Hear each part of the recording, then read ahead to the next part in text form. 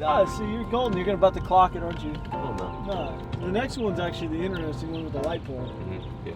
Am I the only one that just doesn't listen when they read the order back? No, and I'm just like, yep, sounds good. This was a terrible idea. No, this is fine. This was awful. What are you filming on now? Well, good morning. Good morning. What's happening, peeps? What's cranking wieners? We're back on the scene. I'm with a new face. You guys are probably getting sick and tired of AP Bass on the channel. So we got the man, the myth, the legend, Lunkers TV, Titty Turkla.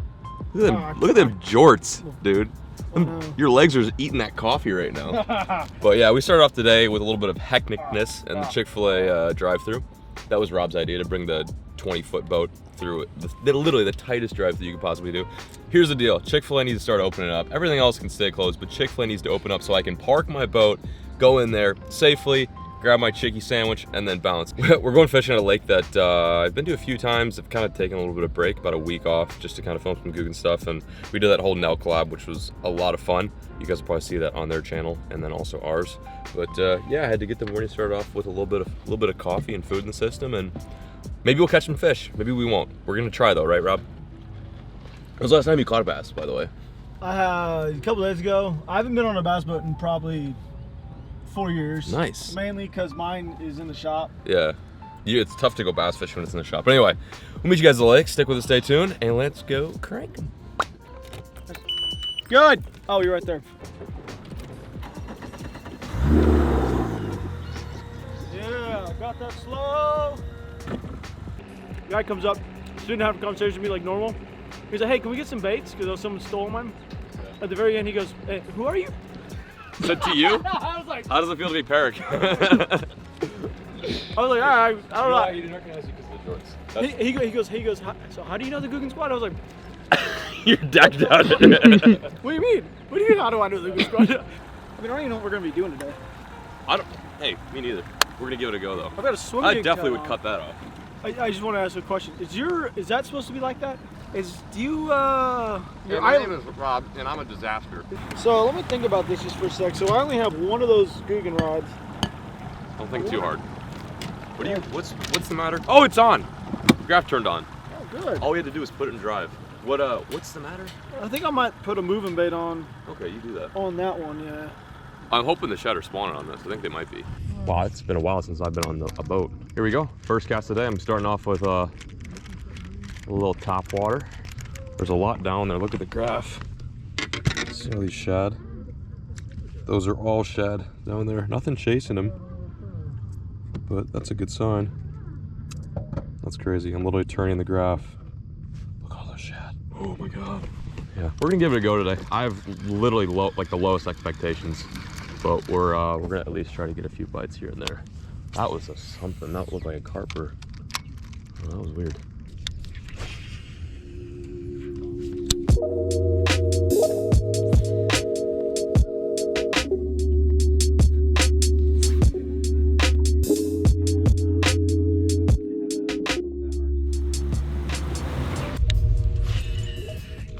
Yeah, it's great. It's awesome. It's a good start.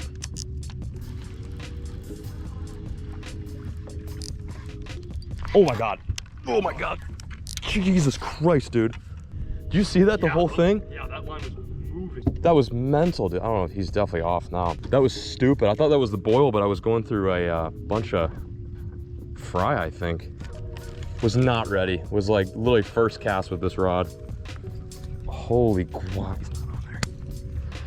Wow, I wish you'd have seen that. First bite of the day, I think it was something really big too, because that took the rod out of my hand. You guys will probably see it in the GoPro better than I had a glimpse at it. I was tightening the drag because I haven't used the setup. We're testing out the new Guggen rods. This is the green. I would say it's less of a prototype and more of like a stage 2, almost stage 3, final stage rod. And I just, yeah, wow. That was hard to watch, I bet. But hey, it's a good sign. First cast, bite on the zinger. Let's try that again. Yeah, see, this is what you guys got to do. I just actually felt your spinnerbait water just hit me right in the face. This feels good, buddy. Sure don't want some? Just look at this. Well, tell where Rob's priorities are at right now. Oh, yeah. I need you to get my back. Right on the love handles too. We want to make sure those are bronze. What do you think about this, John? So you just gotta just.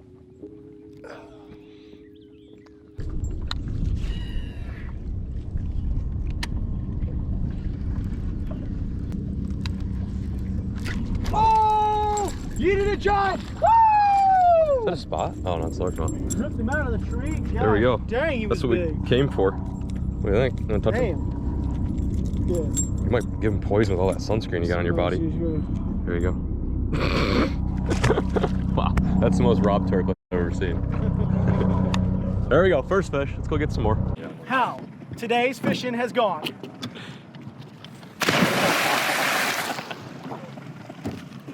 Fishing with Rob is like, it's like no other. Are you going away from me on purpose, or what's going on? Wind's blowing me a little bit. That was a nice dive. All right, boys.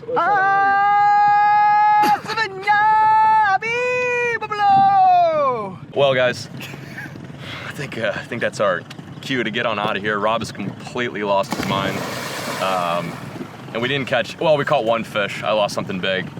It doesn't really matter. We're gonna go back to the crib. I have an idea for today's video. We're not giving up. Even though the bite's slow, I still think we can make a heater out of it today. It really feels Yo, good. Mr. LA Tan, you ready to get out of here? My water just Just swim over to the other guy's boat. Be like, hey, how's it going? Hey, how you doing, buddy? How you doing? Is this your line? Do you mind? Is it okay? A swimmer here? Yeah.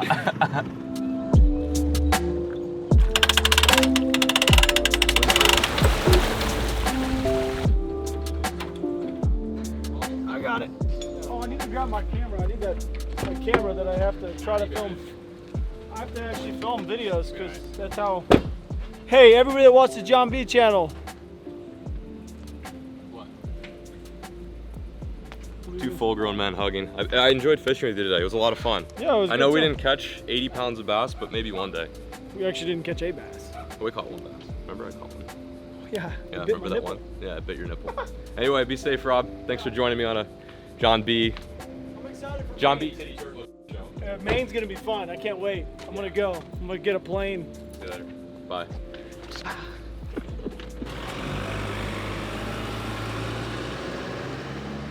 Well, that was that was quite the session. I'm happy that we didn't get skunked, but at the same time, it wasn't a good enough video. So that's why we are back at the crib. Rather than just binning today's fishing mission, I don't want to end it here. I figured this would be a perfect opportunity, as we've got a huge trip coming up, to give you guys a full in-depth tour of the 19.8 Stinger Slow. So just to kind of throw some backstory, if you guys follow me on Instagram, you probably know that myself and AP Bassin are taking a 2,080-mile road trip up to my cabin from Texas in Maine. So that's gonna be fun. If you guys have any suggestions to where we should stop along the way, because it is like a 2-day trip or a 1-day trip, let us know in the comment section below. The whole point of the trip is to bring this boat up to Maine and use it for the next basically like 2 or 3 months or 4 months up in the summer bite. And before we do that, I want to give you guys my honest opinion. This will be my 1 year of ownership with this boat. So let's start with the front. I'm gonna try my best to do this. It's really hot out. It's gonna be 100 degrees here in a little bit. So we'll try to get through this without sweating our nuts off. In the front of the boat, I've got a brand new Minn Kota Ultrex. It's a 80-pound thrust. The original one, I literally just got switched out a few days ago just because it wasn't doing so hot. I beat the crap out of my stuff, so just keep in mind if I mention that anything has broken, it's probably 100% my fault. So yeah, I beat the hell out of the first one, so we got a new one in replacement. 80-pound does the job with an aluminum boat. If this were like a fiberglass, I'd probably want to upgrade to a 112, but this is great. On the front, we've got a Garmin Panoptix transducer, which has this kind of cool bracket.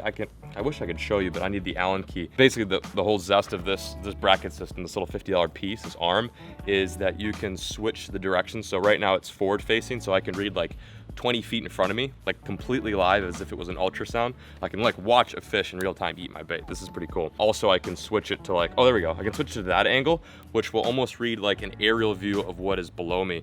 And it's like a outwards cone. I've used this Garmin transducer and the whole Garmin front graph for, what has it been, like 2 months since Amistad? I like it, it's cool. I have been having some weird issues with the graph. I don't know if it was a transducer deal, but sometimes it gets a little tweaky. Overall, I'm pretty satisfied. And that leads me to, I guess, the graph. 10-inch graph. You guys probably saw in the Amistad video where we introed this. Hadn't used it up to that point, and I like it. It's not like the best thing ever, but it works, it's functional. It's just cool to see fish move and chase your bait and watch like balls of shad just get destroyed by, you know, giant bass in real time. So that's really neat. Yeah, it's a graph. It does what it's supposed to do. So that's what I got going in the front. 80-pound trolling motor, 10-inch graph with the Panoptix deucer, minty. I'd highly suggest that rig up for your boat. We've got these two little compartments They're basically just like, I don't know, they're just kind of like my trash bins. I'm a little sloppy. So these are like kind of my 2 quick throwaway spots. If I have like a loose treble hook or something like that and I don't lucky step on it, I'll throw it in there. I also keep all my leader material in here too, so that if I need to tie up like a new drop shot or shaky head leader, I can do so real quick. I don't have to go rummaging around. But yeah, it's a cool design. There's like 2 of these up here. I wish they were a little bit bigger, but honestly they suffice and they work. Okay, over here, holy moly, that's hot. You ready for this? This is the reason why we're moving up to Maine, because it is just so hot in Texas. I can't even grab this latch. Oh my God. Okay, this is my soft plastics compartment. It's where I keep all my banditter bugs, my lunker logs, mondo worms. You get the point. Soft plastics go right in here. I keep most of my loose soft plastics, like my bigger baits that don't fit in trays, in these money bags, these Bass Mafia money bags. These are huge. They're basically indestructible and they're really accessible. Like if I just need to find big worms, boom, grab it right there. Drag and drops, boom, right here. And then I just unzip it, pull the baits out, and then there they are. These are also not completely waterproof, but they're water resistant. So if I get any condensation in there, my baits are totally cool. Kraken craws and bandito bugs I keep in these trays. You can buy these at Walmart for like $2. They're really cheap, and if they break, it's not that big of a deal. But yeah, I keep like a row of trays. I usually have like 4 rows of trays, and then a few of these money bags, which are really dope. Again, if you guys want to know where to get any of this stuff, I'll leave it linked down below, since we do work with Bass Mafia, and of course Guggen Baits is our company. So soft plastics, you get the point. Pretty saucy. Oh geez, that logo is hot too. Everything is hot right now in Texas. Oh my God, like I'm talking about putting your hand on a burner type hot. Oh my God. Okay, there we go. Such a wuss. Oh, okay. I should have organized this prior, but again, this is real life fishing. I'm not gonna make this look pretty. This is how my boat usually looks 90% of the time. This is where I keep all my tackle trays. So anything from Guggen Squad, crankbaits, zingers, jigs, swim baits, chatterbaits, all that stuff I keep in here. And I label everything because I'm trying to be more responsible. This is the new John B right here. Normally with my old boat, my old low, or my old slow, I would just kind of throw stuff in there and it wouldn't matter, but I'm trying to be a little more careful and neat and clean. So I've got, you know, top water box here, heavy finesse jig box, swim jig box. This is a sick little box. This is for all my scouts and jerk baits. Another Bass Mafia go-to. It's a double barrel system, so I just keep all my rip baits in there and it doesn't get them tangled up. Rip baits get so tangled because, I mean, they've got 3 trebles on them, so that's really nice. Always got an MTB box in here as well, just in case I want to do an MTB challenge. That's always in the low. I've got a box specifically made just for treble hooks if I need to switch up trebles. I also keep similar trays or similar tip tubs for my line. So if I need to re-spool real quick, I can literally just put the spool in there and I can use it as a system to keep that line from getting tangled. And it's an easy way to re-spool up a casting reel or spinning rod. And then over here is my little terminal box. I don't really have a huge terminal selection. I'm very particular. I like flipping hooks, I like drop shot hooks, and I like wacky hooks. And then I got my weights in here. It's pretty underwhelming, but it's a good system. And again, these are our Guggen Squad Bass Mafia Icebox series. Very durable stuff. Like, I'm pretty sure there's a video of someone running one of these over with an F250 and it not breaking, which is insane. To summarize it, we've got, you know, crankbaits, jigs, line, spinner baits. What else did I say in here? Extra hooks, MTB boxes. It's a bit of a hodgepodge, but everything fits, and I could probably fit 2 more trays in here. That's the cool thing about this boat. It fits a lot of tackle. These are huge compartments. Okay, so you got the idea. Soft plastics, hard plastics, junk box, graph, motor. What else do we need to cover? Now onto the cockpit. Cockpit, what am I saying? What are you saying? I don't know what I'm saying. The heat is getting to me. Now onto the cockpit. This is where the captain drives. This is captain seat right here. The one thing I loved about this boat when I first bought it, and I still love, are these seats. These are some of the nicest seats I've ever seen in an aluminum boat, and I've been in quite a few. They're grippy, and when you're hitting rough water, which you definitely will on an aluminum boat, you don't feel like you're just gonna fly out. So yeah, I really like these seats. Super comfortable, and after a year, which is crazy, like they have not deteriorated. One thing I hate about boats is like the seats aren't made well. I think I've got like a little bit of a tear in this one, but other than that, they're pristine. And I've brought this thing through salt, fresh water, rain, shine, whatever, you name it. This is where I basically control everything. The bilge, the live well, power, lights if I'm running at dark or early morning. And then I've also got a horn, ready? Ready? I love this horn, it's my favorite horn. There she is. I don't want to piss off the neighbors too much. Then the steering wheel, which is adjustable, which is very nice. Like if I've got lucky on my lap, I can drive like this. Or if I just want a little more aggressive stance, I can, like, you know, really get to the grip. Throttle is right here.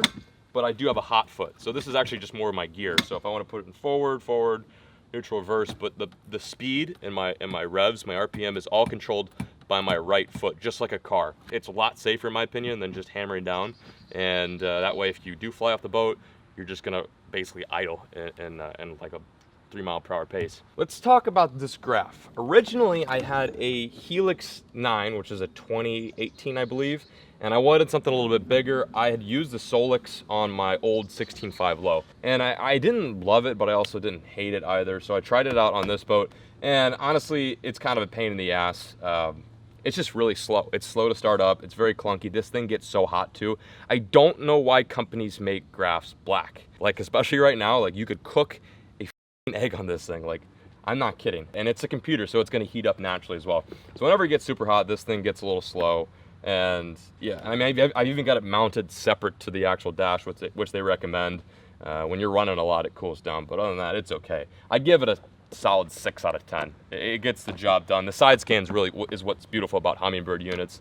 The side scan, and I really like the mapping chip this comes with. That really helped out on Amistad. The mapping chip was huge. So right here is kind of a cool tool that came with the boat, and I've just honestly recently started using it. I don't know why. It is Mercury's active trim accessory. So essentially what that does is if you press the on button, the boat will trim automatically to get you on plane, and if you're all the way trimmed up, it'll trim down so that it'll start the whole plane process again. It's really easy to use, and you never have to touch the trim if you have this. And you can have different settings too, like rough water setting. You basically can just customize to your liking, just like you can with a car. But this is sweet. Mercury added this as an extra, and it's pretty dope. I'm definitely gonna want one of these on my next boat just because of how convenient it is. But I like that. Next to the active trim button, we've got this very mysterious silver and blue button. I have no idea what it does. I've owned this boat for a little over a year now, and I press it all the time, and nothing happens. No one's ever told me what it does. I don't think anyone knows what it does. If you know what it does, drop a comment in the comment section below. I think it's just for looks. Like, what if it's like a self-destruct button, and after like the 100th push, the whole boat just explodes? No, I'm just kidding. I don't know what it is. It may have something to do with the actual like speaker, or, I mean, it beats me. But it's a cool little button, and I press it sometimes, and it does nothing. So that's the cockpit for you guys. Horn, live well, graph, active trim. Pretty minty. It's all I could ask for, and it's all I need. Oh my God. Are you filming just then? Oh, the seats, they're hot. These are gray seats too. If they were black, I'd be screwed. I'll just kneel. Let's talk about these two compartments. This is a nice compartment. I like this one a lot. It's where I keep most of my junk. So I've got controllers for trolling motors. Don't know why I have both of them. The other one is in the shop right now. This is the real one. And I keep some other necessities in here, like electrical tape if anything decides to break on me, regular duct tape.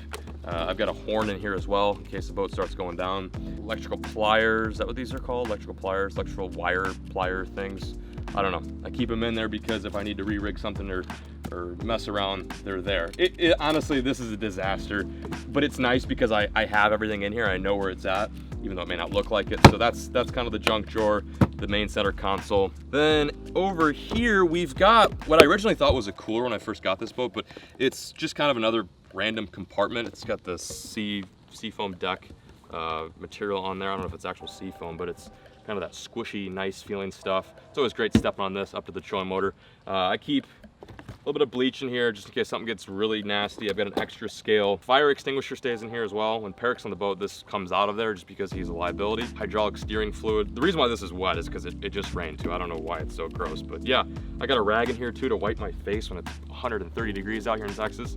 But again, nothing too eventful. Both these drawers are pretty embarrassing, but I still just want to show you guys, even regardless of how messy it is. Oh, I guess we totally forgot about this one. Talk about this one.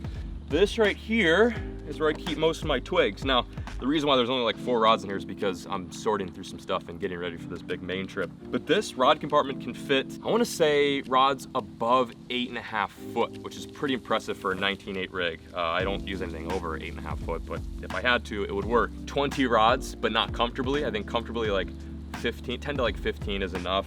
But it's a good rod system. Keep 2 life vests in here too, just to kind of cushion all the rods. They're not like snapping or breaking, but I've never broke a rod in this rod locker, and that's a good sign that you have a decent rod storage system if you haven't broken any rods in there. So I've not broken a single rod in this compartment. Yeah, and it's nice. It works. It's a rod compartment. She's good. She's great. What else do we got? That's a good question. What else do we have? In the middle, right behind both the seats, is the live well. It's full of some gross water right now. I wouldn't smell that. Yeah, that's where we keep fish if we need to take any pictures or if we like don't want the fish to die. And then right in front of the live well is where I keep my net at all times. Again, don't really use nets too much if I'm fishing by myself, but like this past week when Peric and I were fishing for all those big bass, this got a lot of use. So it's a lucky net. Everyone's got a lucky net. Then over here we've got these more smaller compartments, which honestly I don't use that much. I have an anchor in there for, I don't even know why I have an anchor in there.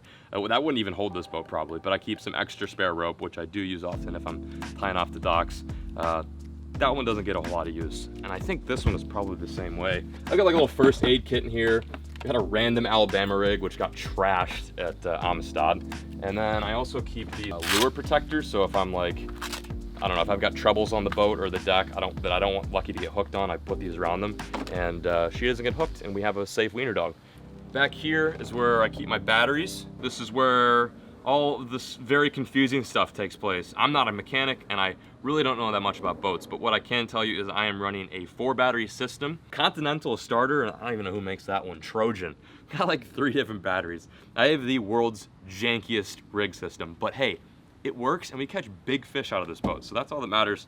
This is also how I charge my boat. What else is back here? Not a whole freaking lot. Just, it's very confusing, but yeah, whenever I bring this thing in to get touched up, that definitely gets rearranged. Lastly, we've got the heart and soul of the entire rig. Without this, we would not be able to do the Never Stop tour, do the Amistad send. I wouldn't have been able to go up and fish for stripers on the East Coast. This motor has been in California, Massachusetts, Wisconsin, Illinois, Texas, like everywhere. So many states, cross country, quite literally, saltwater, freshwater. And I'm proud to say I've never had a single problem with this. And the cool thing is I've been a Mercury owner before Mercury even approached us. It's a very reliable motor in my opinion. And I, honest to God, no BS, have never had an issue with this 150. Oh, by the way, it's a 150 4-stroke outboard Mercury. It's a dope little deal. It pushes this boat with gear and like a half tank at like 42, 43 miles an hour. With the jack plate, it probably go a little bit faster, but it's just mounted straight to the transom. And it's a great motor. I mean, like the fact that we've splashed it just about everywhere and it's not failed us is very, very huge. I put 89 octane in here just because this boat sometimes does sit. And I've had, like I said, no issues. She's a champ. And we're pretty stoked to be working with Mercury this year. The boys are gonna start getting some new rigs and eventually you'll see a new boat that I'll be using in Texas. One of the reasons why we're bringing this up to Maine is I'll have a boat down here to use with the Mercury, of course. So yeah, she's great. She's honestly my favorite part of the boat. And I mean, you can't, I don't know, now I'm getting cheesy. But I think I've put like, I wanna say 90 hours on this, probably more now. 120, I would say, 120, 130 hours within a year's worth of ownership. But that's about it. Hope you guys enjoyed the tour of the rig. If you guys have any questions, drop a comment down below about the motor, the boat. Like I said, I highly recommend this rig if you're looking into getting into fishing. I probably will never run a fiberglass just because I love aluminum so much. And yeah, this boat's seen a lot of fish and it's gonna see some more up in Maine. Like I said, let us know where we should make stops at from Texas to Maine. We are not gonna do it all in one day. We wanna kind of break up the trip. And if you guys have any good ideas where we should fish, hang out, enjoy some White Claws, then drop a comment and let us know. But we're peacing out, signing out. Thank you guys so much for the view. Stay safe, and as always, folks, keep fishing, never stop.